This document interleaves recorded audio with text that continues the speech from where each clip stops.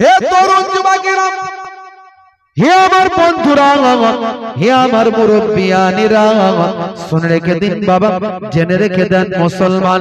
হযরতে ঈসা রূহুল্লাহ সিরিয়ার এক জঙ্গলের ভিতর দিয়ে যাচ্ছেন। যেতে যেতে যেতে যেতে হযরতে ঈসা রূহুল্লাহ একটা মানুষের মাথা আর খুলি দেখতে পেলেন। খুলিটা দেখার পরে হযরতে ঈসা রূহুল্লাহ কৌতূহল জন্মালো, এই খুলিটা কার? আমার আল্লাহকে বললেন, হে আমার আল্লাহ, আমি জানতে চাই খুলির সম্পর্কে।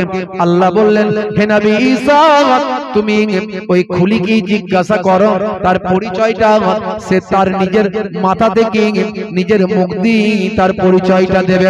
এমন সময় হযরতে ঈসা রূহুল্লাহ সেই খুলির কাছে গিয়ে বললেন, হে খুলি, তোমার পরিচয় তুমি আমাকে দাও। তুমি পুরুষ না মহিলা এটা বলো, তুমি ছোট না বড় তুমি এটা বলো, তুমি জিন্দা তুমি কি ছিলে সেটা তুমি বলো, তুমি কেমন ভাবে জীবন যাপন করেছো সেটা তুমি বলো, তুমি মহিলা না পুরুষ সেটা তুমি বলো, তুমি গরিব না ধনী সেটা তুমি বলো। হে খুলি, তোমার সম্পর্কে তুমি আমাকে তোমার ঘটনা খানা খুলে বলো। হে তরুণ যুবকেরা, হযরত ঈসা রূহুল্লাহ জিজ্ঞাসা করার সঙ্গে সঙ্গে সেই খুলি জবানটা খুলে গেল। খুলি পড়ে পড়ে মাথার খুলিটা উত্তর দিতে লাগলো, আশহাদু আন্না মুহাম্মাদ। ভাই আমার, সঙ্গে সঙ্গে সেই খুলি কালেমা পড়ল, লা ইলাহা ইল্লাল্লাহু ঈসা রূহুল্লাহ। কালেমা পড়তে শুরু করলো। সঙ্গে সঙ্গে পড়ে বলল, হে নবী ঈসা, আল্লাহ আপনাকে আমার কাছে পাঠিয়েছেন, আমি আপনাকে সব আমার কথা বলবো। হে জওয়ান যুবকেরা, সেই সময় মাথার খুলি বলেছিল, হে হযরত ঈসা রূহুল্লাহ, আমি একজন পুরুষ মানুষ, আর আমি আজ থেকে শত শত বছর আগে এই পৃথিবীর জমিনে আমি ছিলাম, আমি একজন বাদশা ছিলাম। 400 বছর ধরে আমি পৃথিবীর জমিনে রাজত্ব করেছি। আপনার পূর্বে একজন পয়গম্বর পৃথিবীর জমিনে এসেছিলেন, তার নাম হলো হযরত ইলিয়াস আলাইহিস সালাম। সেই ইলিয়াস আলাইহিস সালামের জামানাতে আমি সেই সময় রাজত্ব করেছি, 400 বছর ধরে রাজত্ব করেছি। ও আল্লাহর পয়গম্বর, ও আল্লাহর নবী ঈসা রূহুল্লাহ, আমি হলাম একজন বড় বাদশা, অর্ধ পৃথিবীর আমি একাই শাসন করতাম। শুনে রেখে দিন, জেনে রেখে দিন, আমার সময় মানুষের অবস্থা ছিল ভালো। সব কথা খুলে বলা শুরু করলো এই খুলি, মাথার খুলি। হে তরুণ যুবকেরা, ওই মাথার খুলির নাম হলো জামজামা। সে বলল, হুজুর, হযরত ইলিয়াস আলাইহিস সালাম যখন নবী ছিলেন তখন আমি বাদশা ছিলাম, 400 বছর ধরে আমি রাজত্ব করেছি। আমার নাম হলো জামজামা, আমার নাম হলো জামজামা। 400 বছর ধরে আমি রাজত্ব করেছি। আমি ছিলাম একজন বড় ভালো মানুষ, আমি দান ধ্যান করতাম। আমি প্রতিদিন 1000 স্বর্ণ মুদ্র মানুষের মাঝখানে দান করতাম। প্রতিদিন হাজার হাজার মানুষকে আমি খাওয়াতাম। ভুকা ও অসহায় মানুষদের আমি প্রতিদিন খাওয়াতাম। আমি যারা পোশাকহীন মানুষদের আমি হাজার হাজার পোশাক আমি দান করতাম। আমি দুনিয়াতে খুব ভালো ভালো কাজ করতাম, মানুষের সেবা করতাম, মানুষের দান ধ্যান করতাম, মানুষের জন্য কাজ করতাম। আমি কাউকে কষ্ট দিয়ে কথা বলিনি। আমার লক্ষ লক্ষ প্রজাদের কোনোদিন আমি ধমক দিইনি, কোনোদিন আমি বকে তাদেরকে কথা বলিনি, কারো প্রাণে আমি দুঃখ দিইনি। এমন ভাবে জীবন যাপন করেছি। আমি একজন বীর যোদ্ধা ছিলাম হুজুর। ও হযরত ঈসা রূহুল্লাহ, শুনে রেখে দেন, আমি একজন সুদর্শন একজন যুবক ছিলাম, আমি একজন বীর যোদ্ধা ছিলাম। ঘোড়া আমি খুব সুন্দর চালাতে পারতাম। আমার সামনে বড় বড় যোদ্ধারা পরাজিত হতো, এমন একজন শক্তি সাহসীওয়ালা আমি মানুষ ছিলাম। ও আল্লাহর নবী, ও আল্লাহর রাসূল, এমন কোন ভালো কাজ ছিল না যে আমি করি নাই। অনেক ভালো ভালো আমি কাজ করেছি, অনেক নেক কাজ করেছি, অনেক মানুষের সেবা করেছি। অনেক দান ধ্যান আমার ছিল হুজুর। আমার দান ধ্যান দেখে হযরতে আপনারই বা পূর্বের নবী হযরতে ইলিয়াস আলাইহিস সালাম আমাকে সেই ইসলামের দাওয়াত দিতেন। আমাকে সেই ইসলামের দাওয়াত দিয়ে বলতেন, ও জামজামা তুমি অনেক ভালো ভালো কাজ করো, তোমার এই ভালো ভালো কাজগুলো দেখে আমার ঈর্ষা হয়। তোমার মতো আমি তো দান ধ্যান করতে পারি না, তুমি যা দান ধ্যান করো, তোমার দান ধ্যান করা দেখে আমার ঈর্ষা হয়। তুমি এত ভালো ভালো কাজ করো, নেক কাজ করো, এত মানুষের আহার দাও, এত মানুষের পোশাক দাও, কাউকে বকাবকি করো না, কারো বিরুদ্ধে তুমি কটূক্তি করো না, কাউকে ধমকাও না, কাউকে চমকাও না, কাউকে মারো না, তোমার ভাষায় তোমার কথাতে মানুষ মুগ্ধ হয়। তারপরেও তুমি কেমন করে আগুন জ্বালিয়ে আগুনকে খোদা বলতে পারো, তুমি কেমন করে মাজুসি হয়ে যেতে পারো। হে জামজামা তুমি এক আল্লাহকে মেনে নাও। আগুন হলো আল্লাহর সৃষ্টি, সেই সৃষ্টিকে না মেনে সৃষ্টি যিনি করেছেন মহান স্রষ্টা সেই আল্লাহকে তুমি মেনে নাও। হে তরুণ যুবকেরা, আমি জামজামা ওই নবীকে বড্ড ভালোবাসতাম, কিন্তু আমি আমার ধর্ম পরিবর্তন করিনি। আমি আগুনকে খোদা বলে মানতাম। আমি ইলিয়াস আলাইহিস সালামের সঙ্গে কোনো খারাপ ব্যবহার করিনি। আমি তাকে পুরস্কার দিতে চাইতাম, আমি তাকে মুদ্রা দিতে চাইতাম, স্বর্ণ মুদ্রা দিতে চাইতাম, উপঢৌকন দিতে চাইতাম, কিন্তু ইলিয়াস আলাইহিস সালাম বলতেন, না না তোমার স্বর্ণ মুদ্রা আমার কোনো কাজে লাগবে না, আমার পয়সা করি লাগবে না, আমাকে আল্লাহ যতটুকু দিয়েছেন ততটুকুই আলহামদুলিল্লাহ, আমি তো তোমার কাছে অর্থ নিতে পয়সা নিতে আসি না। এইভাবে আমার জীবনটা চলতে লাগলো। আমি তাকে সুকৌশলে অ্যাভয়েড করতাম, সুকৌশলে তার কাছ থেকে দূরে থাকার চেষ্টা করতাম, কিন্তু তাকে আমি কষ্ট দিই না, তাকে আমি ভালোবাসতাম। সেই নবী আমাকে হেদায়েত করার চেষ্টা করেছিল, আমি কিন্তু হেদায়েত হয়নি, এক আল্লাহকে আমি মানিনি। এইভাবে আমার দিনগুলো কাটতে লাগলো। হে তরুণ যুবকেরা, 400 বছর আমি রাজত্ব করেছিলাম। আগেকারের জামানায়, নবীদের জামানায় মানুষ অনেক দিন বাঁচত। ভাইরা আমার, কেউ কেউ 1000 বছর, 1500 বছর পর্যন্ত বেঁচে থাকতো। লুত নবীর জামানায়, হুদ নবীর জামানায় শত শত বছর, 1000 বছর, 800 বছর, 900 বছর বাঁচাটা তাদের কাছে কোনো ব্যাপার ছিল না। ভাইরা আমার, তেমন জামজামা 400 বছর বেঁচে ছিল, বহুদিন রাজত্ব করেছিল। তিনি বলেন, একদিন হঠাৎ করে আমার মাথাটা ঝিমঝিম করছে, আমি রৌদ্রের মধ্যে ছিলাম, হঠাৎ করে দেখতে পাই আমার সামনে একজন বিশাল মাপের একজন ব্যক্তি এসে হাজির হলো। তার মাথাটা যেন মনে হচ্ছিল আকাশে মিলিয়ে গেছে, আকাশের দিকে, আকাশের কাছাকাছি তার মাথাটা যেন পৌঁছে গেছে। আমি দেখে অবাক হয়েছিলাম, প্রচন্ড ভয় পেয়েছিলাম। এমন সময় আমি জিজ্ঞাসা করলাম, কে তুমি?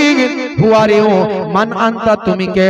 সেই সময় তিনি বললেন, আনা আজরাইল, আমি তো আজরাইল। হযরত ঈসা রূহুল্লাহ বললেন, হে জামজামা তুমি আজরাইলকে কেমন দেখেছিলেন, কি রকম দেখেছিলেন? আমি দেখলাম বিশাল শক্তিশালী হিসাবে আজরাইলকে আমি দেখেছিলাম, তার 4টে মাথা আমি দেখেছিলাম। তাই নাকি? আচ্ছা, তার 4টে মাথা থাকার কারণ কি তুমি জিজ্ঞাসা করেছো? কেন সে 4টে মাথা নিয়ে তোমার সামনে হাজির হয়েছে? আরো বলে দিই, জিন এবং ফারিস্তারা যে কোনো সময় যে কোনো রূপ ধারণ করতে পারে, এটা মাথায় রাখবেন। জিন এবং ফারিস্তারা যে কোনো সময় যে কোনো রূপ ধারণ করতে পারে। আজরাইল ফারিস্তা 4টে মাথা নিয়ে জামজামা বাদশার সামনে হাজির হয়েছিল। কিতাব পড়লে পাবেন বাবা। আজরাইল ফারিস্তাকে সেই সময় হযরত ঈসা রূহুল্লাহ জিজ্ঞাসা করলেন, হে জামজামা, আজরাইল ফারিস্তা 4টে মাথা নিয়ে যে তোমার সামনে হাজির হয়েছিল, এই 4টে মাথা কেন, তুমি কি জিজ্ঞাসা করেছিলেন? বলে, এরকম কঠিন পরিস্থিতির মধ্যে আমি জিজ্ঞাসা করেছিলাম, আপনার 4টে মাথা থাকার কারণ কি? হে তরুণ যুবকেরা, 4টে মুখ থাকার কারণ কি? সেই সময় আজরাইল ফারিস্তা বলেছিলেন, আমার সামনের মুখটা হলো, আমি এই মুখটা ঈমানদারদের সামনে দেখাই, আর ডান দিকের মুখটা আসমানবাসীদের জন্য, বাম দিকের মুখটা কুফফারদের জন্য, আর পেছনের মুখটা হলো মুশরিকদের জন্য। তুমি হলো মুশরিক, তুমি হলে মুশরিক, তুমি আগুনকে খোদা বলে মানো, আল্লাহর সঙ্গে শিরক করেছো, এক আল্লাহকে মানো না, তাই তুমি আমার পেছন দিকের মাথা দেখছো, পেছন দিকের মুখটা দেখতে পাচ্ছ। ভাইরা আমার, এমন সময় জামজামা বলেছিল, আজরাইল ফেরেশতার সঙ্গে আরো কয়েকজন ফেরেশতা ছিল, যাদের হাতে আগুনের তলোয়ার ছিল, যাদের সারা শরীর দিয়ে আগুন ঝরে পড়ছিল। এমন সময় আগুনের কুণ্ডু তাদের হাতে ছিল, আগুনের কামান, আগুনের গোলা তাদের হাতে ছিল। সেই সময় আজরাইল ফেরেশতা আমার শরীর থেকে রূহটা যখন বের করলো, আগুনের চাবুক যখন আমাকে মারা হলো, আমার সমস্ত শিরা উপশিরা ভাই আমার ভয়ে কুকড়ে গেল, সারা শরীরটা তখন জড়সড় হলো, সারা শরীর থেকে আমার ভিতর থেকে রূহটা বাঁচার জন্য চেষ্টা করতে লাগলো। আমার রূহটাকে আগুন দিয়ে টেনে আমার রূহটাকে আজরাইল ফেরেশতা বের করলাম। তারপরে আমি মারা গেলাম। আমি মারা যাওয়ার পরে আমাকে কবরস্থ করা হলো। আমাকে কবরস্থ করার পরে কিছু সময়ের মধ্যেই আমার কাছে দুইজন ফেরেশতা হাজির হলো। মানুষ মারা গেলে কি হবে, পুরো ঘটনাটা জামজামা খুলি, মাথার একটা খুলি, বুঝতে পারছেন, ঈসা নবীকে বলেছেন। সেই ঈসা নবীর বক্তব্যটা আমি আপনাদের মাঝখানে ছোট করে বলে দিচ্ছি, লম্বা চওড়া নয়। কুল্লু নাফসিন যায়কাতুল মউত, আমার মরণ আসিবে যখন কেউ তা জানে না, তোমার মরণ আসিবে কখন কেউ তা জানে না।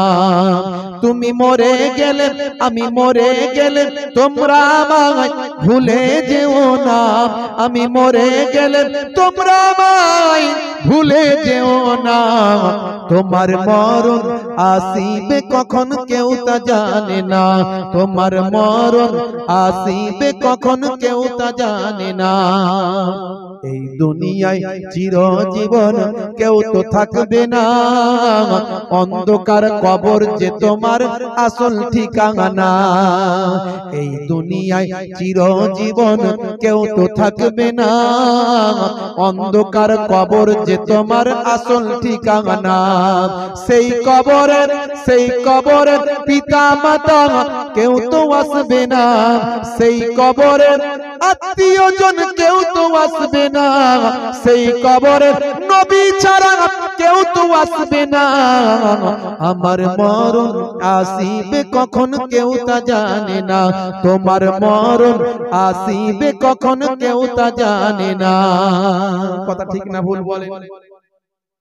রাজা বাদশারা পর্যন্ত চলে গেছে, আমাকে আপনাকে মরতে হবে, মৃত্যুর জন্য তৈরি তো নাকি? তৈরি সব বলেন হ্যাঁ, কথা ঠিক না ভুল? হ্যাঁ বলেন, কেউ বলতে পারবে হ্যাঁ তৈরি? কত নামাজ পড়েছো, মৃত্যুর জন্য যে তৈরি? কবরে যাওয়ার পরে রেডি আছো? একমাত্র তোমার কবরের আলো হবে নামাজ, কোরআন, ইবাদত, রোজা। এগুলো তোমাকে কবরের আযাব থেকে, অন্ধকার থেকে, পোকামাকড় থেকে, সাপ বিচ্ছু থেকে, শরীর ফেটে যাওয়া, পচে যাওয়া, নষ্ট হওয়া থেকে বাঁচাবে একমাত্র আমলগুলো। কতটা করেছো বান্দা, কতটা রেডি হয়েছো? হে তরুণ যুবকেরা, হে আমার বন্ধুরা, জামজামা বলে হুজুর, আমি কবরে যাওয়ার পরে আমাকে তিনটে প্রশ্ন করা হলো। আমাকে বলা হলো তোমার রবকে, মান রব্বুকা। আমি জানি না আমার রবকে, আমি বলতে পারলাম না। আমি তো আগুনকে আমার খোদা বলে মেনেছি। আমি চিন্তা করলাম এই বিশাল বিশাল দুইজন ফেরেশতা, তাদের দেখলে আমার ভয় লাগে। আমি বাদশা ছিলাম বটে, এত বড় যোদ্ধা ছিলাম, এত বড় শক্তিশালী মানুষ ছিলাম, কিন্তু এই কবরের ফেরেশতাদের দেখলে মনে হয় আজরাইলের থেকেও এরা ভয়ঙ্কর। এইরকম ভয়ঙ্কর মানুষ ফেরেশতাদের সামনে আমি কি কথা উত্তর দেব? আমি যদি বলি আমি আগুনকে খোদা বলে মেনেছি, তাহলে আরো শাস্তি হয়তো বেড়ে যেতে পারে। কিন্তু আমি কাকে খোদা বলে মেনেছি আমি তো জানি না। আমি আগুনকে, আগুনের আরাধনা করতাম। এমন সময় হে তরুণ যুবকেরা, আমি বাঁচার জন্য বললাম, তোমরা দুজন হলে আমার খোদা। এই কথা বলার সঙ্গে সঙ্গে তাদের হাতে ছিল আগুনের তলোয়ার, তাদের হাতে ছিল আগুনের কামান, আগুনের গোলা, আগুনের ওই ভাই আমার কামান, আগুনের গোলা তাদের হাতে ছিল। এমন মারল, জমিনের সঙ্গে মিশে গেলাম, সারা শরীরটা টুকরো টুকরো হয়ে গেল, হাড় হাড্ডিগুলো কবরের ভিতর ভেঙে গুঁড়ো হয়ে গেল, কিন্তু আমার প্রাণটা বেরোলো না, আমি মারা গেলাম না হুজুর। সেখানে আর মৃত্যু হবে না, বুঝতে পারছেন? ধ্বংস হয়ে যাবে, মৃত্যু হবে না। সুম্মা লা ইয়ামুতু ওয়া লা ইয়াহইয়া, আল্লাহ কোরআন মাজিদে বলেছেন সেখানে না মারা যাবে আর না জীবিত থাকবে। লা ইয়ামুতু, মারাও যাবে না, ওয়া লা ইয়াহইয়া, জিন্দাও থাকবে না, মরবেও না বাঁচবেও না। কি হবে? আজ মরা, না মরা না বাঁচা। হে তরুণ যুবকেরা, হে আমার বন্ধুরা, শুনে রেখে দিন বাবা, খুবই সংক্ষেপ করে বলি, হে তরুণ যুবকেরা, হে মুরব্বিয়ানেরা, শুনে রেখে দেন, রুহুটা কিন্তু ইল্লিনে যায়। নেককার বান্দাদের রুহুটাকে আল্লাহ ইল্লিনে পাঠিয়ে দেয়, ফেরেশতারা নিয়ে পৌঁছে দেয় ইল্লিনে। ইল্লিনটা কোথা? একটু শুনে রেখে দেন। ইল্লিন হলো 7 তবক আসমানের উপরে, আর সে ভাই আমার সিদরাতুল মুনতাহার পাশে ইল্লিনের মকাম। সেই ইল্লিনের রুহগুলো যখন একত্রিত হবে, পাশাপাশি সমস্ত রুহের সঙ্গে তাদের মোলাকাত হবে, জান্নাতি আরাম আয়েশ সেখানে পাবে, একে অপরের সঙ্গে খোঁজ গল্প তারা করবে, কেউ ভয় পাবে না, কারো চিন্তা লাগবে না, তারা দুনিয়ার মানুষের খোঁজ খবর নেবে, একে অপরের সঙ্গে মিলেমিশে জীবন যাপন করবে। আর রুহ যদি খারাপ হয়, আত্মা যদি খারাপ হয়, মানুষ যদি খারাপ কাজ দুনিয়ার জমিনে করে, তার রুহটাকে সিজ্জিনে দেওয়া হবে। সিজ্জিনটা কোথা? কিতাবের মধ্যে এসেছে বাবা, 7 তবক জমিনের নিচে সিজ্জিনের মকাম। বুঝতে পারছেন? হে তরুণ যুবকেরা, হে আমার বন্ধুরা, শুনে রেখে দিন বাবা, জেনে রেখে দেন, জামজামা বাদশা সেই সময় বলেছিল, হুজুর এমন সময় আমার রূহটাকে এই শাস্তির মধ্যে দেয়া হলো। তারপরে আমার 3টে প্রশ্ন করা হয়েছিল, 3টে প্রশ্নেরই আমি উত্তর দিইনি। বাঁচার জন্য ফেরেশতাদের নাম করেছিলাম, আমাকে বলা হলো তোমার নবীকে, আমি নবীর নাম বলতে পারিনি, নবীর নাম আমার বলা মুখ থেকে বের হয়নি, আমি নিজেকে বাঁচানোর জন্য বলেছিলাম নবী আর কে হবে, তোমরাই দুজন আমার নবী। আমি সেই সময় ফেরেশতাদের মারের কবল থেকে বাঁচার জন্য বলেছিলাম। এই কথা বলার সঙ্গে সঙ্গে আবার মার বেড়ে গেল, সারা শরীরটা টুকরো টুকরো হয়ে গেল, হাড় হাড্ডিগুলো সব জমিনের সঙ্গে মিশে গেল, কিন্তু এরপরেও আমি মারা গেলাম না। হে তরুণ যুবকেরা, তারপরে ফেরেশতারা আমার কাছ থেকে যখন চলে গেল, তখন বলল তোমার আযাব চলতেই থাকবে এইভাবে। আমাকে নিয়ে চলে যাওয়া হলো আকাশের উপরে। সেখানে নিয়ে যাওয়ার পরে আকাশ থেকে ফেরেশতা বলতে লাগলাম, ওই বান্দাকে বেঁধে ফেলো, ওকে সিজ্জিনে নিয়ে চলে যাও। হে তরুণ যুবকেরা, সিজ্জিনের মকামে পৌঁছে দেওয়া হলো। সেখানে নিয়ে গিয়ে জাহান্নামের ভিতরে ঢুকিয়ে দেওয়া হলো। জাহান্নামের ভিতরে যখন ঢোকানো হলো, সেই জায়গায় দেখতে পাওয়া যায় আগুনের জিনজিল দিয়ে আমার শরীরটাকে বেঁধে ফেলা হলো। আগুনের জিনজিল দিয়ে, শিকল দিয়ে, আগুনের শিকল তা দিয়ে বেঁধে ফেলা হলো। এত কষ্ট দেয়া হচ্ছে, কিন্তু আমি মারা যাচ্ছি না, বেঁচে আছি। মানে আজ মরা না, মরা না বাঁচা। হে তরুণ যুবকেরা, হে আমার বন্ধুরা, শুনে রেখে দিন বাবা, জেনে রেখে দেন, কতবার করে আমাকে আল্লাহর নবী হযরতে ইলিয়াস আলাইহিস সালাম আমাকে বলেছিলেন, হে জামজামা তুমি ঈমানটা কবুল করো, ভালো ভালো আমল তোমার আছে, ভালো কাজ তুমি করেছো, এর সঙ্গে কিছু ইবাদত বندگی করো, নামাজটা তুমি পড়ো, রোজাটা তুমি রাখো, আর যাকাতটা তুমি দাও, সঠিক পথে জীবন যাপন করো, আমার আল্লাহ তোমাকে জান্নাতের উচ্চ মাকাম দান করবেন। সেদিন কত করে হযরতে ইলিয়াস আলাইহিস সালাম আমাকে বুঝিয়েছিল, যদি আমি নবীর সঙ্গে খারাপ ব্যবহার করিনি, কিন্তু নবীর কথা আমি গুরুত্ব দেইনি। হে তরুণ যুবকেরা, মনে রাখবেন আগের যুগের পয়গম্বরের সময়, আগের যুগের নবীদের সমাজেও নামাজ ছিল, রোজা ছিল, আর যাকাত দেওয়া সিস্টেমটা আগেও ছিল। আমার আল্লাহ যেমন কোরআন মাজিদের মধ্যে বলেছেন, হে দুনিয়ার মানুষ শুনে রেখে দাও, ইয়া আইয়ুহাল্লাযীনা আমানু কুতিবা আলাইকুমুস সিয়াম কামা কুতিবা আলাল লাযীনা মিন ক্বাবলিকুম লাআল্লাকুম তাত্তাকুন।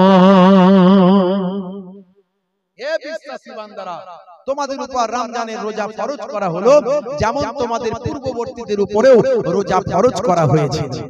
মানে আগের যুগের মানুষের উপর রোজা ফরজ ছিল। আল্লাহ যা নির্দেশ করেছেন সবের মধ্যে বিজ্ঞান বাস্তবতা আছে। আমি এগুলোর উদাহরণ অনেক দিয়েছি, অনেক উদাহরণ দিয়েছি। রোজা রাখলে অটোফেজি হয়, অটোফেজি এটা গ্রিক শব্দ যার অর্থ হলো আত্মভক্ষণ। জাপানের একজন বিখ্যাত বিজ্ঞানীর নাম হলো, ভাই আমার কি জানেন, নাম হলো ওসিনোরি। তিনি এই অটোফেজি নিয়ে গবেষণা করেছিলেন। বলে যখন এই দীর্ঘ সময় ধরে রোজা রাখার কারণে, না খাওয়ার কারণে আমাদের শরীরের সজীব কোষগুলো খাদ্য চায়, আর আমাদের শরীরে কিছু নির্জীব নিষ্ক্রিয় কোষ আছে যেগুলো আমাদের শরীরের আবর্জনা, আমাদের শরীরের সেগুলো ক্যান্সারের কারণ, আমাদের শরীরের জন্য সেগুলো ভাইরাস, জীবাণু, আমাদের শরীরের জন্য আবর্জনা। এই সজীব কোষগুলো খাদ্য না পাওয়ার কারণে দীর্ঘ 15 ঘন্টা 16 ঘন্টা শুকিয়ে থাকার কারণে তারা নিরুপায় হয়ে নির্জীব নিষ্ক্রিয় কোষগুলোকে খেয়ে নিয়ে আমাদের শরীরকে ক্যান্সারের আক্রান্ত থেকে বাঁচায়, আমাদের শরীরকে বিভিন্ন রকম রোগ জীবাণু থেকে বাঁচায়, আমাদের শরীরকে সজীব করে, সতেজ করে, শক্তিশালী করে, পুনরায় গঠন করে এবং ভাই আমার আবার নতুন করে আমাদের শরীরকে সাজিয়ে দেয়। জোরে বলুন সুবহানাল্লাহ। এই গবেষণা করে তিনি নোবেল প্রাইজ পেয়েছেন। ছোটখাটো প্রাইজ, ছোটখাটো প্রাইজ নয়, বুঝতে পারছেন? আমি এর আগে বলার চেষ্টা করেছি, ইন্টারনেটে গিয়ে সার্চ করবেন, 20-25 হাজার বক্তব্য আছে, একটা দুটো নয়। আমি বলার চেষ্টা করেছি, অনেক কথা বলার চেষ্টা করেছি। ভাইরা আমার, এই যে আমরা যখন ঘুমিয়ে যাই, আমরা যে ঘুমাই, এই ঘুমানোর সময় আমরা কি করি? ভাই আমার লাইট জ্বালিয়ে দিয়ে ঘুমায়। নাহলে কেন না ভয় পায়। কিসের ভয়? বলে ঘুমের মধ্যে অন্ধকারে ঘুমালে যদি জিন ভূত চলে আসে। কথা ঠিক না ভূত? অনেকে জিন ভূতের ভয় পায়। আরে নামাজ পড়ে না তো জিন ভূত ধরবে না তো কে ধরবে? তোকে জিন ভূতই তো ধরবে। কথা ঠিক না ভুল? তুই যদি নামাজ পড়তিস জিন ভূত 10 হাত দূর দিয়ে পালিয়ে যেত, তোর সামনে আসতো না। নামাজই তো পড়ে না, ও পবিত্র নাই, পেচ্ছাপ করে পানি নেয় না। জিন ভূতের ভয় লাগবে না তো কি লাগবে? রাতের বেলা টিউব লাইট জ্বালিয়ে দিয়ে ঘুমায়, টিউব লাইট জ্বালিয়ে দিয়ে ঘুমায়, বড় ল্যাম্প জ্বালায়। অন্তত না হলে জিরো ল্যাম্প তো জ্বালাতেই হবে, অন্ধকারে ঘুমাতে পারে না। কথা ঠিক না ভুল? আর আল্লাহর কোরআন কি বলছে? হে তরুণ যুবকেরা, আমার আল্লাহর কোরআন বলছে, সূরার নাম সূরা নাবা, 8 নম্বর আয়াত থেকে আপনি যদি পড়েন, আমার আল্লাহ বলছেন, ওয়া খালাকনাকুম আজওয়াজা ওয়া জাআলনা নাওমাকুম সুবাতা ওয়া জাআলনাল লাইলা লিবাসা ওয়া জাআলনান নাহারা মাআশা। জোরে হবে না? জোরে হবে না? সুবহানাল্লাহ। কষ্ট হচ্ছে নাকি আপনাদের? বুঝতে পারছি কষ্ট হচ্ছে, রাত অনেক হয়ে গেছে, আমি তাড়াতাড়ি শেষ করে দেব, চিন্তা নাই। ওই জন্য আজকে অতিরিক্ত বেশি কথা বলিনি, ইতিহাস বলছি না, আজকে বিজ্ঞান বেশি বলছি না। এই দুটো উদাহরণ দিলাম, একটা রোজার, একটা দেখুন এই ঘুমের উদাহরণটা দিচ্ছি। হে তরুণ যুবকেরা, সূরার নাম সূরা নাবা, আয়াত নাম্বার হলো 10। আমার আল্লাহ বলছেন, ওয়া জাআলনাল লাইলা লিবাসা, আমি আল্লাহ তোমাদের জন্য রাতকে পোশাক বানিয়ে দিয়েছি। রাতটা হলো পোশাক, পোশাক শরীরের সঙ্গে লেগে থাকে। কথা ঠিক না ভুল? শরীরের সঙ্গে লেপতে আছে, পোশাক লেপতে নাই, যে পোশাক জামা লাগিয়ে রেখেছে। রাতটাকে আল্লাহ বলছে পোশাক, তার মানে রাতটাকে শরীরের সঙ্গে লাগিয়ে রাখা। তার মানে কি? অন্ধকারে রাতের বেলায় ঢুকে যাও, অন্ধকারের ভিতরে ঢুকে যাও, অন্ধকারটাকে গায়ের সঙ্গে লাপটে রাখো, চেপটে রাখো, লাগিয়ে রাখো। কিন্তু আমরা অন্ধকারে না রেখে জিন ধরে নেবে, ভূত ধরে নেবে, লাইট জ্বালা। কথা ঠিক না ভুল? লাইট জ্বালিয়ে ঘুমায়। হে তরুণ যুবকেরা, আমার আপনার নবী আরো সুন্দর করে বলেছেন, ক্লিয়ার করে দিয়েছেন। বুখারী শরীফ 5624 নম্বর হাদিস।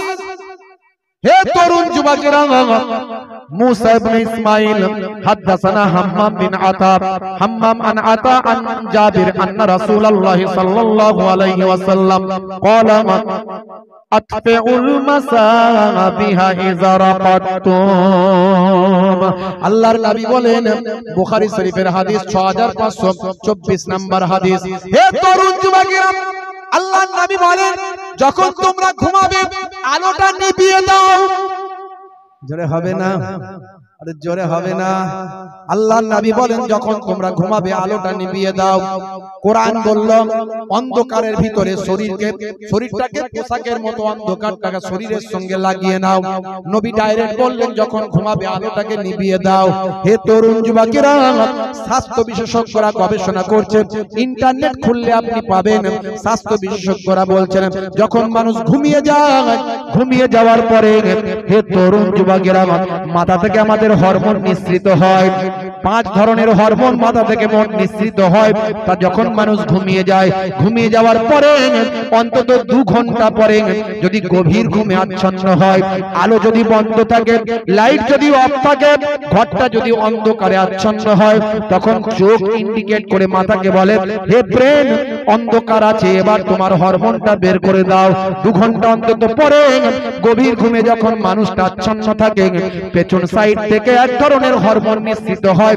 এই হরমোনটার নাম হলো মেলাটোনিন। এই মেলাটোনিন হরমোনটা বের হয়ে রক্তের সঙ্গে মিশে যায়।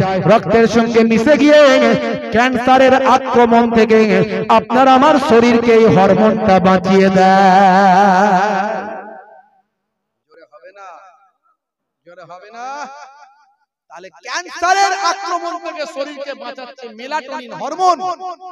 এই হরমোনটা বের হওয়ার জন্য স্বাস্থ্য বিশেষজ্ঞরা বলছে অন্ধকারের মধ্যে থাকতে হবে। আজকের গবেষণা করে এটা তথ্য পেল 1450 বছর আগে আল্লাহর কোরআন ডাইরেক্ট বলছে তোমরা অন্ধকারটাকে তোমাদের পোশাক বানিয়ে নাও। রাতের বেলা রাতটাকে অন্ধকার, রাতের অন্ধকারটাকে তোমাদের পোশাক বানিয়ে নাও। আর দয়ার নবী ব্যাখ্যা করে আরো ক্লিয়ার করে বলে দিলেন যখন তোমরা ঘুমাতে যাবে রাত্রিরে আলোটা বন্ধ করে দাও।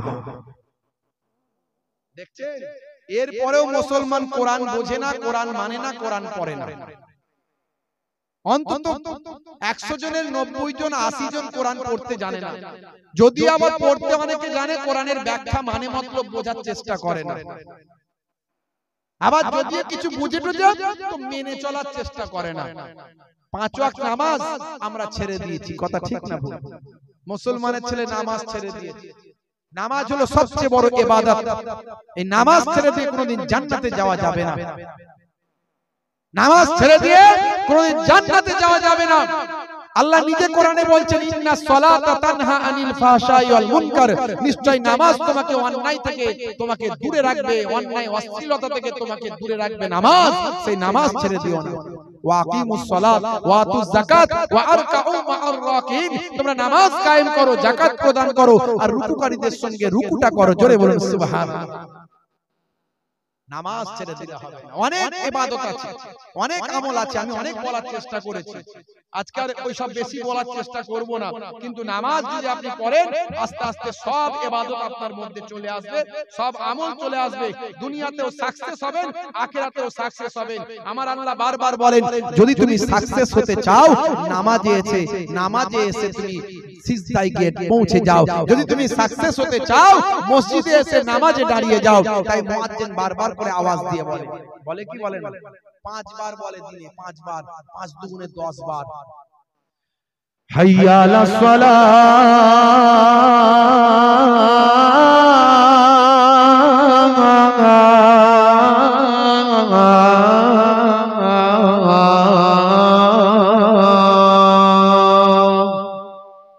মানে এসো নামাজের দিকে, এসো, এসো নামাজের দিকে এসো। কি হবে নামাজে এলে? কি হবে? আল্লাহ বলছেন সফলতা পাবে, সাফল্য লাভ করবে, সফলতা পাবে। চাকরি পাচ্ছ না, নামাজিকে কেঁদে কেঁদে 2-10 দিন 20 দিন 1 মাস জানাও আল্লাহকে কেঁদে কেঁদে। কারবারে লস হয়ে যাচ্ছে, নামাজে সিজদায় গিয়ে 2-10 দিন 20 দিন 1 মাস গিয়ে কেঁদে কেঁদে জানাও, একবার না একবার আল্লাহর রহম হয়ে যাবে, আল্লাহ তোমার দোয়া কবুল করে নেবে। এই তো কোরআনে, এটা আজানে বারবার কি বলছে? হাইয়া আলাল ফালাহ,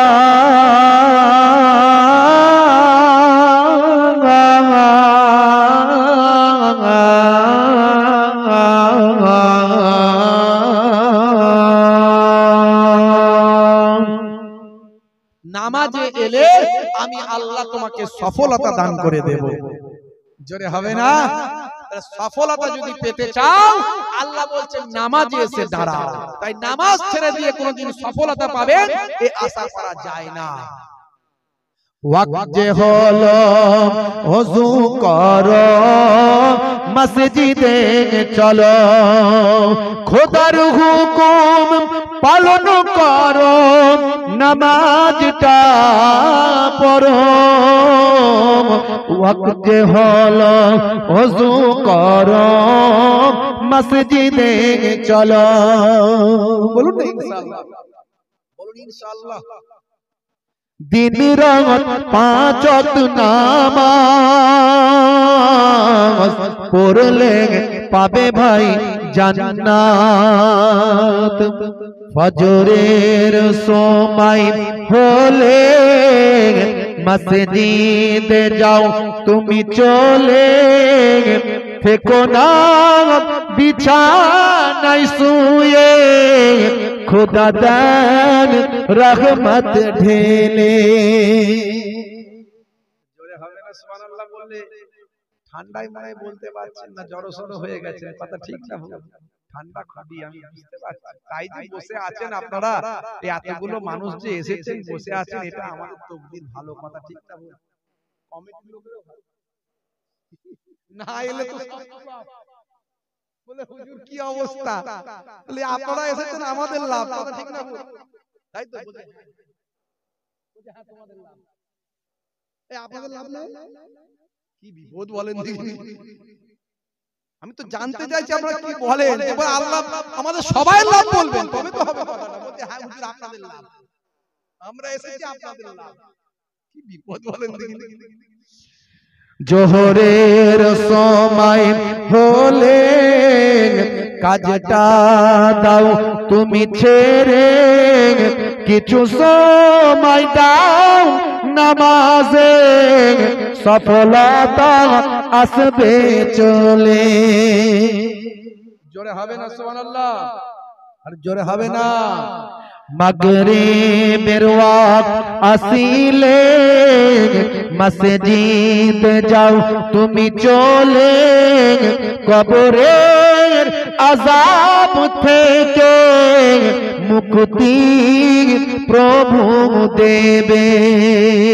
ওয়াক্ত যে হলো ওযু করো মসজিদে চলো, খোদার হুকুম পালন করো, নামাজটা পড়ো। ওয়াক্ত যে হলো ওযু করো মসজিদে চলো, দিন রাতে পাঁচ ওয়াক্ত নামাজ পড়লে পাবে ভাই জান্নাত। ভাইরা আমার, তরুণ যুবকেরা আমার, মুরব্বিয়ানেরা আমার, সেই মুসলমান আমরা আখির জামানার পয়গম্বরের উম্মত, সেই নবীর জন্য আল্লাহ আমাদের শাফাত করবেন। জোরে বলুন, আমাদের নবী আমাদেরকে শাফাত করবেন। সেই নবীর শাফাত পেতে চাইলে, সুপারিশ পেতে চাইলে নবীর সুন্নতকে মানতে হবে, নবীর সুন্নতগুলোকে ফলো করতে হবে। ডান দিকে কাত হয়ে ঘুমানো সুন্নত, বসে পানি পান করা সুন্নত, প্রত্যেকটা ভালো কাজে বিসমিল্লাহ বলে শুরু করা সুন্নত। ঘুমাতে যখন যাবেন ঘুমের দোয়া পড়বেন, বিসমিল্লাহ বলে খাওয়া শুরু করবেন, কাজ শুরু করবেন। কাউকে দেখা হলে আসসালামু আলাইকুম দেবেন। ছেলে মেয়েদের পড়াশোনা বা আমার দুনিয়াবি শিক্ষা অবশ্যই করাবেন, তার সঙ্গে সঙ্গে কোরআনের ইলম, নামাজ, রোজা, হজ, যাকাত, পাক পবিত্র হারাম হালালের শিক্ষাটা দেবেন। ছোটদের স্নেহ করবেন, বড়দের সম্মান করবেন। পিতামাতার চেহারার দিকে নেক দৃষ্টিতে একবার তাকালে ভাই আমার কবুল করা নফল হজের সওয়াব আল্লাহ আপনার নামাজ আমলে দান করে দেবেন। হে তরুণ যুবকেরা, হে আমার বন্ধুরা, হে আমার মুরব্বিয়ানেরা, শুনে রেখে দিন বাবা, জেনে রেখে দেন। হযরতে ঈসা রূহুল্লাহ বলতে লাগলেন, তারপরে কি হলো? জামজামা বলেন আল্লাহর নবী, আল্লাহর পয়গম্বর, আল্লাহর হাবিব, আমি জাহান্নামের শাস্তি পেতে লাগলাম। আমাকে কত না শাস্তি দেয়া হলো।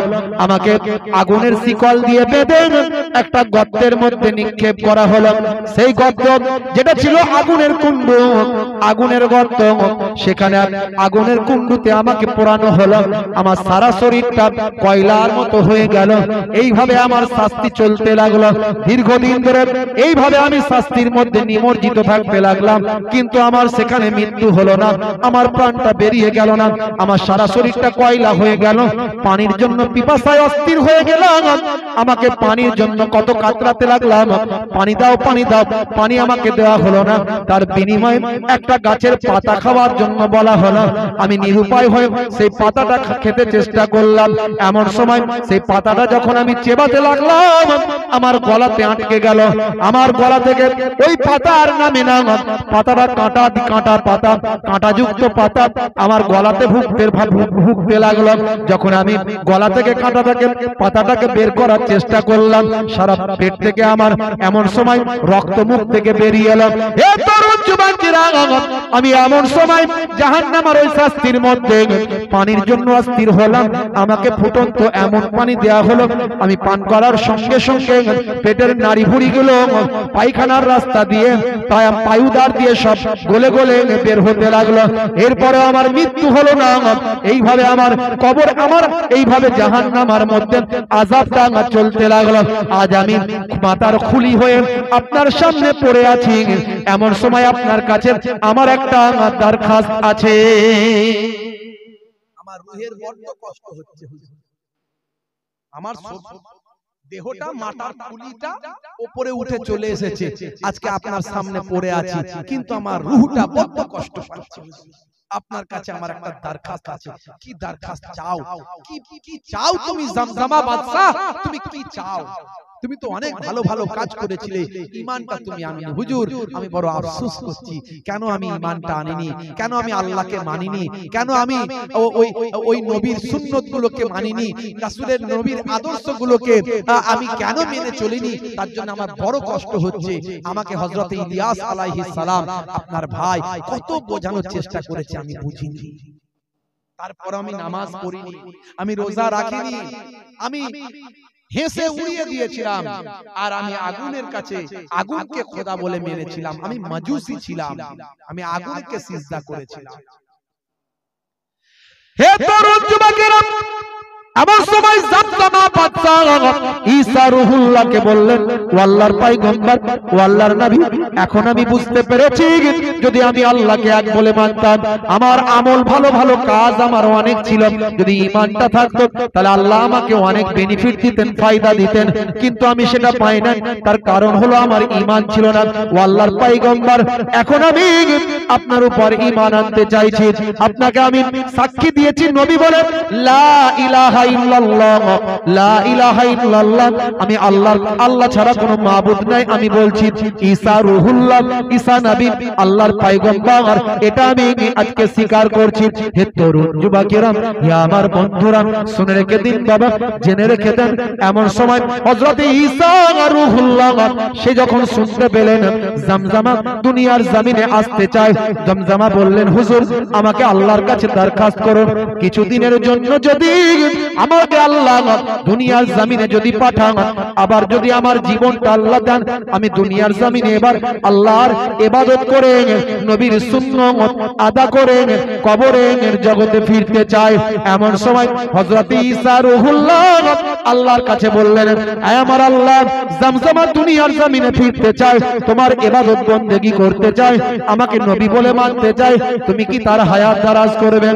আল্লাহ বললেন, হে নবী ঈসা রূহুল্লাহ, তোমার সঙ্গে যে জমজমার দেখা হবে এটা আমি জানতাম, তাই তার হায়াত থেকে 80টা বছর আমি কেটে নিয়ে তার মৃত্যু দিয়েছিলাম। তুমি এখনই চিন্তা করো তাকে, আমি তাকে 80 বছর দুনিয়ার জমিনে বাঁচার অনুমতি দান করলাম। হযরত ঈসা রূহুল্লাহ খুলিতে, ওই মাথার খুলিতে যখন লাঠিটা লাগিয়ে দিয়ে, নিজের হাতের লাঠিটা লাগিয়ে দিয়ে বললেন, হে মুর্দা হে খুলি কুম বিইজনিল্লাহ বলার সঙ্গে সঙ্গে ওই খুলি জিন্দা জীবিত হয়ে শরীরটা লেগে গেল। ভাই আমার সেই বাদশা জামজামার আবার নতুন করে জন্ম হয়ে গেল। দ্বিতীয়বার আল্লাহ এই বাদশাকে দুনিয়াতে জীবিত করেছিলেন ঈসা নবীর দোয়াতে। এরপরে তিনি এসে অনেক ইবাদত বন্দেগী করে 80টা বছর জীবন যাপন করে তারপর তিনি মানুষকে অনেক হেদায়েতের দাওয়াত দিয়ে হাজার হাজার মানুষকে হেদায়েত করে দুনিয়া ছেড়ে বিদায় নিয়ে আমার আল্লাহ তার আমলনামায় পূর্বের আমলকেও যোগ করেছিলেন, পরের আমলকেও যোগ করে জান্নাতের ভাই আমার জান্নাতের টুকরায় ইল্লিনে তার আত্মাকে অধিষ্ঠিত করেছিলেন এবং তার কবরটাকে জান্নাতের টুকরায় পরিণত করেছিলেন। জোরে হবে না ভাইরা আমার? আজ মারা গেলে কাল দুদিন বাবা, 3 দিন পরে কেউ খবর রাখবে না। দুনিয়া আমার আপনার জন্য থমকে যাবে না। দুনিয়া যেমন চলছে তেমন চলবে। কিয়ামত হতে এখন অনেক দেরি। আমি বললাম তো আল্লাহর নবী সিরিয়ার জন্য শামের জন্য দোয়া চেয়েছিলেন, বলেছিলেন যতদিন পর্যন্ত শামে খিলাফত কায়েম হবে না ততদিন পর্যন্ত কিয়ামত হবে না। যতদিন পর্যন্ত এই শাম হচ্ছে পৃথিবীর হৃৎপিণ্ড, সারা পৃথিবীতে কোনো জায়গায় ভাই আমার আর ইসলাম বলে কিছু থাকবে না। যখন দেখবে শামে ইসলাম ধ্বংস হয়ে গেছে, ইসলাম শেষ, তার মানে সারা পৃথিবীতে শেষ, তখন তারপরে কিয়ামত হবে। ততদিন পর্যন্ত কিয়ামত হবে না। এখন অনেক দেরি। কিয়ামতের আলামত গুলোর মধ্যে আরেকটা বড় আলামত হচ্ছে সূর্য পশ্চিম দিক থেকে উঠবে। সূর্য পশ্চিম দিক থেকে উঠবে, বর্তমানে পূর্ব দিক থেকে ওঠে আর সূর্য উঠবে পশ্চিম দিক থেকে। আপনারা দেখেছেন, ইন্টারনেটে দেখা যাচ্ছে, বিজ্ঞানীরা গবেষণা করে দেখেছেন, আজ থেকে প্রায় ভাই আমার কিছু কম বেশি 2000 বছর পরে এইরকম একটা দিন আসতে চলেছে। বিজ্ঞানীদের অনুমান যে সূর্য পশ্চিম দিক থেকে উদিত হবে। ভাই আমার যে চৌম্বক প্লেট আছে সেই চৌম্বক প্লেট সরে যাচ্ছে সরে যাচ্ছে সরে যাচ্ছে। পূর্ব দিক হবে পশ্চিম দিক, পশ্চিম দিক হবে পূর্ব দিক, উত্তর দিক হবে দক্ষিণ দিক, দক্ষিণ দিক হবে উত্তর দিক। এইভাবে দিকটা ঘুরে যাবে, চৌম্বক প্লেট ঘুরে যাচ্ছে। এটা বিজ্ঞানীরা বলছে আজ থেকে 2000 বছর পরে ভাই আমার পূর্ব দিক থেকে সূর্য ওঠা বন্ধ হয়ে পশ্চিম দিক থেকে সূর্য উদিত হবে। সেই সময় পৃথিবীর সমস্ত আবহাওয়া সব পরিবর্তন হয়ে যাবে। পৃথিবীতে প্রচুর মানুষ মারা যাবে। কেউ কেউ বলছেন এটাই কি কিয়ামতের বড় আলামত। ভাই আমার বিজ্ঞানীরা বলছেন এরকম ঘটনা ঘটবে, আর আমার নবীর হাদিসের সঙ্গে মিলে যায় যে কিয়ামতের আগে একটা বড় ঘটনা ঘটবে, অনেকগুলো বড় বড় ঘটনা ঘটবে। তার মধ্যে একটা হলো সূর্য পশ্চিম দিক থেকে উদিত হবে। আমার নবীর হাদিস, সেই হাদিসটা মিলে যাচ্ছে। আজকের বিজ্ঞানীরা গবেষণা করে বলছে চৌম্বক প্লেট যেভাবে ঘুরে যাচ্ছে, যেভাবে উলটপালট হয়ে যাচ্ছে, আগামী আজ থেকে 2000 বছর আগে 2000 বছর পর সূর্য পশ্চিম দিক থেকে উদিত হবে। বুঝতে পারছেন? একটা একটা করে সব মিলে যাচ্ছে। বাবা এখনো সময় আছে, তাড়াতাড়ি ফিরে আসুন, নামাজটা পড়ুন, রাসূলের সুন্নতটা মেনে চলুন, মানুষকে ভালোবাসুন, হেদায়েতের পথে আসুন। আর কতদিন নায়ক গায়কের ভক্ত থেকে দুনিয়া দুনিয়া করে টাকা পয়সা জমি গাড়ি আমার আমার করে চলবে? আমার কিছু নাই। আমার হলো ওই কাফন 3টে, পুরুষদের 3টে কাফন, ওটাই আমার, যেটা নিয়ে কবরে ঢুকবেন। মহিলাদের 5টা কাফন, ওটাই হলো আমার, ও যেটা নিয়ে কবরে ঢুকবেন। আমার আর কিছু নাই। যেটা খেয়েছেন, পড়েছেন, যেটা ছিঁড়ে ফেলেছেন, এটাই আপনার। যা আছে এ সব ভোগ করার, এ সব মানে দুনিয়াতেই রয়ে যাবে, আমার আপনার কিছু থাকবে না।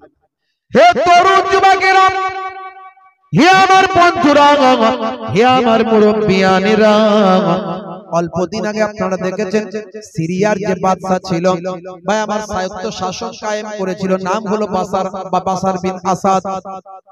24 বছর ধরে সিরিয়ায় রাজত্ব কায়েম করেছিল।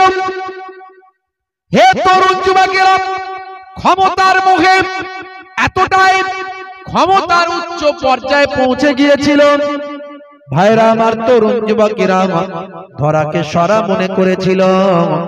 ভাই আমার দোস্ত আমার, একদিন যে সবার পতন আছে এটা সে ভুলে গিয়েছিল। একদিন যে সবাইকে মরতে হবে এটা সে ভুলে গিয়েছিল। যার উদ্ভব আছে তার ধ্বংস আছে এটা সে ভুলে গিয়েছিল। যখন আল্লাহ তোমাকে শক্তি দেয়, সামর্থ্য দেয়, ক্ষমতা দেয়, তখন সে ক্ষমতা, শক্তি, সামর্থ্যের গুড ইউটিলাইজ করবে, ব্যাড ইউটিলাইজ করবে না। যখন আল্লাহ তোমাকে পয়সা দিয়েছে সেই পয়সাটাকে ভালো জায়গায় ব্যয় করো, ভালো পথে খরচ করবে, খারাপ পথে করবে না। যখন তোমার শরীর আল্লাহ দিয়েছে সেই শরীরটাকে ভালো কাজে ব্যবহার করো, খারাপ কাজে করো না। যখন তোমার আমার আল্লাহ তোমাকে শক্তি দিয়েছেন, তোমাকে ভাই আমার নেতৃত্ব দিয়েছেন, জনসমর্থন দিয়েছেন, সেই জনসমর্থনকে ভালো কাজে ব্যবহার করো। এর জন্য তাহলে কি হবে? দুনিয়াতেও তুমি শান্তি পাবে আর আখেরাতেও তুমি মুক্তি পাবে। হে তরুণ যুবকেরা, বাশার বিন আসাদ ভাই আমার নিজের ক্ষমতাকে টিকিয়ে রাখার জন্য বিরাট অত্যাচার জুলুম করে ভাই আমার আয়না ঘর তৈরি করেছিল। বাংলাদেশে যেমন আয়না ঘরের খবর আপনারা দেখেছেন, তেমন সিরিয়ার বুকে ওই রকম আয়না ঘর ছিল। হে তরুণ যুবকেরা, মানুষগুলোকে দেখতে পাওয়া যায় কত করুণ কঠিন অবস্থার মধ্যে তাদের রাখা হয়েছিল, তাদের কিভাবে শাস্তি দেওয়া হয়েছিল, কিভাবে হত্যা করা হয়েছিল। হে তরুণ যুবকেরা, হে আমার বন্ধুরা, হাজার হাজার মহিলাদেরকে সেই রকম কারাগারের ভিতর রাখা হয়েছিল। একটা মুসলিম দেশ বলতে লজ্জা লাগে, বলতে ঘৃণা হয়, ঘৃণা হয়, ঘৃণা হয়। ভাই আমার মিডিয়া নিউজে দেখতে পাচ্ছি হাজার হাজার মহিলা যাদেরকে ভাই আমার জেলখানার ভিতরে রাখা হয়েছিল, তাদের সব ভাই আমার তারা দেখা যাচ্ছে তারা সন্তানের মাতা হিসাবে, সন্তানের মা হয়ে গিয়েছিল, অর্থাৎ তারা গর্ভবতী হয়েছিল। ওই সমস্ত জালেমদের অপকর্মের ফলে এই রকম মহিলাদের জেলখানার ভিতরে রেখে অত্যাচার জুলুম করা হয়েছিল, যাতে তারা মাতৃত্বের ভাই আমার মা হিসাবে তাদের সন্তান ধারণ করেছিল। জেলখানার বুকে দিয়ে তারা নিজেদের সন্তানের জন্ম দিয়েছিল। সেই সন্তান মায়ের সঙ্গে ওই জেলখানার ভিতরেই লালন পালন হচ্ছিল, কষ্ট করে বড় হচ্ছিল। আমার আল্লাহ জালেমদেরকে উৎখাত করে দিলেন। সেই বাশার বিন আসাদ যে 24 বছর ধরে রাজত্ব করেছিল, সে ভেবেছিল আর কোনোদিন হয়তো রাজত্ব আমার যাবে না, সারা জীবন হয়তো আমি সিরিয়ার বুকে রাজত্ব কায়েম করব। হে তরুণ যুবকেরা, হে আমার বন্ধুরা, হে আমার মুরব্বিয়ানেরা, আমার আল্লাহ নারাজ হয়ে গেল। মাত্র 11 দিনের মধ্যে সিরিয়া বিদ্রোহীরা দখল করে নিল। 11 দিনের মধ্যে সিরিয়া বিদ্রোহীরা দখল করে নিল। কত শক্তিশালী একটা দেশ এক ভাই আমার 11 দিনের মধ্যে বিদ্রোহীদের হাতে পরাজিত হলো। পালিয়ে যখন গেল, এই উড়োজাহাজ করে, হেলিকপ্টার করে পালিয়ে গেল। পালিয়ে যাওয়ার সময় 40টা দামি দামি গাড়ি তার পাওয়া গেল। ফেরারি গাড়ি থেকে শুরু করে এক একটা গাড়ি কোটি কোটি টাকা দাম। একজন রাজা বাদশাহ, একজন সুলতান, একজন ভাই আমার প্রধানমন্ত্রী, তার 40টারও বেশি গাড়ি। সব গাড়িগুলোকে ছেড়ে দিয়ে প্রাণের মায়া ত্যাগ করে ভাই আমার প্রাণ বাঁচানোর জন্য হেলিকপ্টার উড়োজাহাজ করে পালিয়ে গেল। পরবর্তীকালে খবর পাওয়া যায় সেই হেলিকপ্টারটা, উড়োজাহাজটা ধ্বংস হয়েছে আর তার শরীরের কোনো অস্তিত্ব পাওয়া যায় না। আমার আল্লাহ ইচ্ছা করলে মুর্দাকে জিন্দা করতে পারেন, মুহূর্তে জিন্দাকে মুর্দা বানিয়ে দিতে পারে। এই সিরিয়া একটা আল্লাহর নবী সিরিয়ার জন্য দোয়া চেয়েছেন, সিরিয়ার জন্য দোয়া চেয়েছেন। বুঝতে পারছেন? আমার নবী পাক, দয়ার নবী এক সময় হযরতে আব্দুল্লাহ ইবনে ওমর থেকে বর্ণিত, দয়ার নবী এই সিরিয়ার জন্য দোয়া চেয়েছেন। আল্লাহুম্মা বারিক লানা ফি শামিনা ওয়া ফি ইয়ামানিনা। আল্লাহর নবী দোয়া চেয়েছিলেন।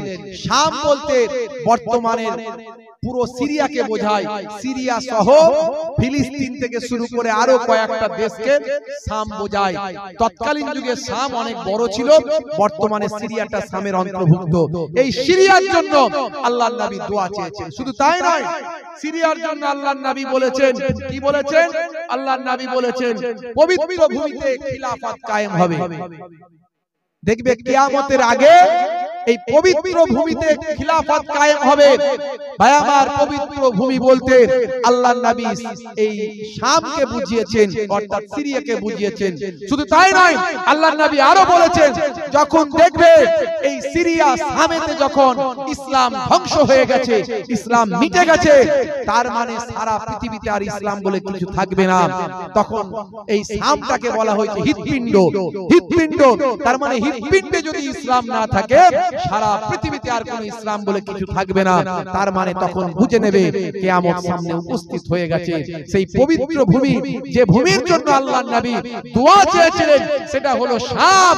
সেই শামের দোয়া চাওয়ার পরে ভাই আমার, কেউ কেউ বলল, এ আল্লাহর নবী, ও আল্লাহর নবী, আপনি আমাদের অফি নাজদে না, আপনি আমাদের নাজদের জন্য দোয়া চান। আল্লাহর নবী নাজদের জন্য দোয়া চাইলেন না। পরবর্তীকালে আল্লাহর নবী বললেন, এই নাজ থেকে শয়তানের সিং বের হবে, ওই নাজ থেকে একটা সিং বের হবে, চারিদিকে ফিতনা তৈরি করবে। ভাইরা আমার, কেউ কেউ বলেন ওই নাজ থেকে এক ধরনের ভাই আমার মাসালা এক ধরনের বক্তা আলেমের আবির্ভাব ঘটেছে, যাতে করে সারা পৃথিবীতে তারা ফিতনা তৈরি করছে ইসলামের মধ্যে। আল্লাহর নবী নাজদের জন্য দোয়া চাননি, আল্লাহর নবী শামের জন্য দোয়া চেয়েছেন, আল্লাহর নবী ইয়ামানের জন্য দোয়া চেয়েছেন। ভাইরা আমার, তরুণ যুবকেরা আমার, সেই সিরিয়ার বাদশা আজকে ধ্বংসপ্রাপ্ত হয়েছে। আমার আল্লাহ কারো ক্ষমতা বেশি দিন টিকিয়ে রাখেন না। আজ যে ক্ষমতাবান, কাল সে ধ্বংস হবে। কিন্তু আমরা যদি আল্লাহর পথে চলি, রাসূলের পথে চলি, আমরা কোনোদিন ধ্বংস হব না। দুনিয়াতেও যতদিন থাকবো, আমাদের সম্মান আল্লাহ দেবেন, আমাদের ইজ্জত আল্লাহ দেবেন, আমাদের মর্যাদা আল্লাহ দেবেন। আর আখিরাতে যখন দুনিয়া ছেড়ে বিদায় নেব, ফেরেশতারা ওয়েলকাম, স্বাগতম জানাবে। জোরে বলুন সুবহানাল্লাহ। আজ থেকে প্রতিজ্ঞা করতে হবে, প্রতিজ্ঞা করতে হবে। সাবিলে রাব্বিকা বিল হিকমাতে ওয়াল মাউইজাতিল হাসানা। তোমরা মানুষকে ইসলামের দিকে আহ্বান করো, ডাকো, সুন্দর উপদেশ, সুন্দর কৌশল। জোরে বলুন সুবহানাল্লাহ। হে তরুণ যুবকেরা, হে আমার বন্ধুরা, হে আমার মুরব্বিয়ানেরা, আমার আল্লাহ পৃথিবীর জমিনে আপনাকে আমাকে পাঠিয়েছেন ভালো কাজের আদেশ করার জন্য, খারাপ কাজের নিষেধ করার জন্য। তা'মুরুনা বিল মারুফ ওয়া তানহাউনা আনিল মুনকার। ভালো কাজের আদেশ, খারাপ কাজের নিষেধ। হে তরুণ যুবকেরা, হে আমার মুরব্বিয়ানেরা, প্রত্যেকটা নবী, প্রত্যেকটা পয়গম্বর, প্রত্যেকটা ওলি আউলিয়া, সাহাবায়ে কেরাম, তাবেঈন, তাবে তাবেঈন, আইম্মায়ে কেরাম, মুজতাহিদিন, মুহাদ্দিসিন, মুফাসসিরিন, বর্তমানে ওলামায়ে দ্বীন, হাক্কানি ওলামায়ে দ্বীন, তারা দুটো ওয়াজ সকলের মাঝখানে করেন। একটা হলো ঈমানকে মজবুত করো, আর একটা হলো ইবাদত বন্দেগী করো। একটা হলো ওয়াবুদুল্লাহ ওয়ালা ইউশরিক বিল্লাহ, তোমরা আল্লাহর সঙ্গে শরীক করো না, ঈমানকে মজবুত করো, আর আল্লাহর ইবাদতে মশগুল হয়ে যাও। আল্লাহর নির্দেশনা তোমরা ছেড়ে দিও না। সব কিছুর মধ্যে আল্লাহর ইবাদত লুকিয়ে আছে, সব কিছুর মধ্যে লুকায়িত আছে আল্লাহর ইবাদত। যা কিছু করবে যদি নবিয়ানা তরিকায় হয়, সবটাই ইবাদত বলে গণ্য হয়। আমরা ওয়াজ শুনছি, ইবাদতের মধ্যে আছে। তাদারিসুল ইলম, ইলমের দর্স নাও, ফিল লাইল, রাতের বেলা, সাআতান, 1 ঘন্টা। 1 ঘন্টা যদি ইলমের দর্স তুমি নিতে পারো, দর্সের মতো দর্স, ওয়াজ যদি ওয়াজের মতো হয়, বক্তা যদি বলার মতো বলতে পারে, শ্রোতা যদি শোনার মতো শুনতে পারে, এই 1 ঘন্টার আলোচনাটা খায়রুম মিন আহিয়াইহা। আল্লাহর নবী বলেন, সারা জীবন নফল ইবাদতের থেকে ভালো। হে তরুণ যুবকেরা, হে আমার বন্ধুরা, হে আমার মুরব্বিয়ানেরা, সেই 1 ঘন্টার আলোচনা খুব সংক্ষেপে আপনাদের মাঝখানে করি। হে দুনিয়ার জমিনের মানুষ, মরতে আপনাকে আমাকে হবে, মৃত্যু ছাড়া কেউ রেহাই পায়নি আর পাবো না। মওতটা যখন আমাদের হবে, আল্লাহওয়ালা মানুষদের মতো মরণ, আল্লাহর নেক বান্দাদের মতো মরণ, ওলি আউলিয়াদের মতো মরণ। হে তরুণ যুবকেরা, হে আমার মুরব্বিয়ানেরা, মৃত্যুর পরে যেন আপনার কবরটা জান্নাতের টুকরা হয়ে যায়। মৃত্যুর পরে দয়ার নবী বলেন, বলেন কারো কবরটা হবে জান্নাতের টুকরা, কারো কবরটা হবে আগুনের কুণ্ড। হে তরুণ যুবকেরা, বান্দা যদি ইন্নাল্লাযীনা আমানু ওয়া আমিলুস সালিহাত কানাত লাহুম জান্নাতুল ফিরদাউসে নুজুলা, যারা ঈমানটা এনেছে সেই মতো আমলটা করেছে, আমার আল্লাহ বলেন তাদের জন্য আমি আমার দয়ার জান্নাত জান্নাতুল ফিরদাউস দান করে দিলাম। হে তরুণ যুবকেরা, মানুষ মারা যাওয়ার পর কোথায় যায় জানেন? মানুষ মারা যাওয়ার পর কোথায় যায়? তার আত্মাটা কোথায় যায়?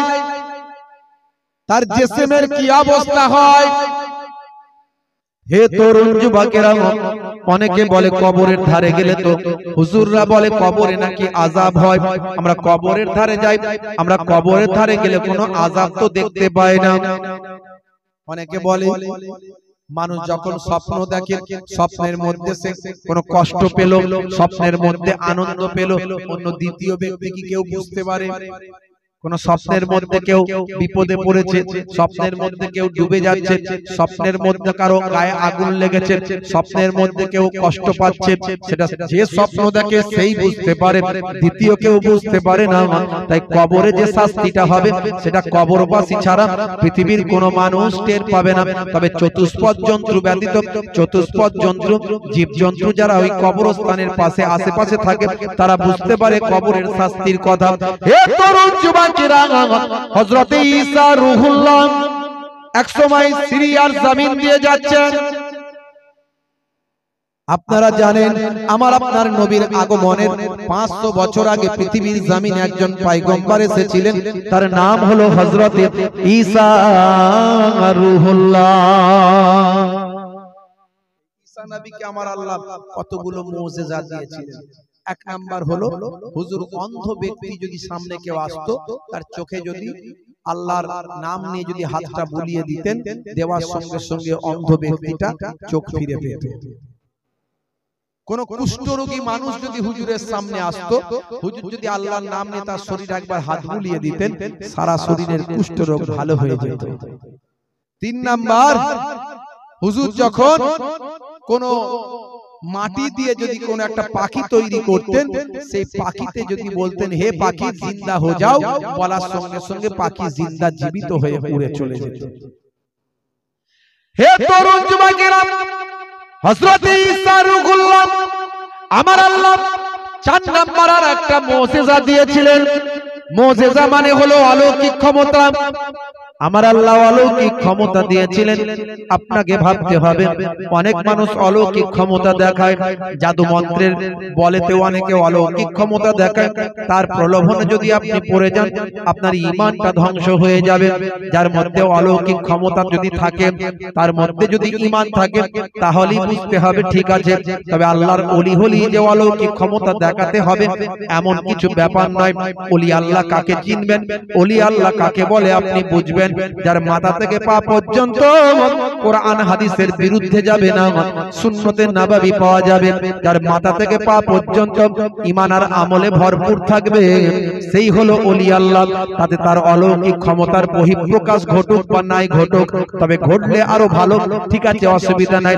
কিন্তু যার মধ্যে ঈমান নাই, নামাজ পড়ে না, দিন নাই, মুশরিক ব্যক্তি বাবা যদি অলৌকিক ক্ষমতা দেখা হয়, আপনাকে বুঝতে হবে এটা কোনো জাদু মন্ত্রের বলে পদাউলাতে করতে, জাদু মন্ত্রের ক্ষমতার বলে করছে, ওই ব্যক্তির হাতে আপনার ঈমানটা যেন না চলে যায়। হে তরুণ যুবকেরা, হযরত ঈসা রূহুল্লাহ আরেকটা আল্লাহ মুজিজা দিয়েছিলেন। নবী রাসূলদের জন্য আল্লাহ মুজিজা দিয়েছেন। মুজিজা মানে হলো অলৌকিক শক্তি, আর ওলিয়া উলিয়াদের জন্য হলো কারামাত। কারামাত মানে হলো অলৌকিক শক্তি। হে তরুণ যুবকেরা, শুনে রেখে দিন বাবা, জেনে রেখে দেন, হে মুসলমান একটুখানি লক্ষ্য করুন, ওলিয়া উলিয়াদের জন্য আল্লাহ দিয়েছেন যেটা, সেটা হলো কারামাত। আর নবী রাসূলদের জন্য মুজিজা।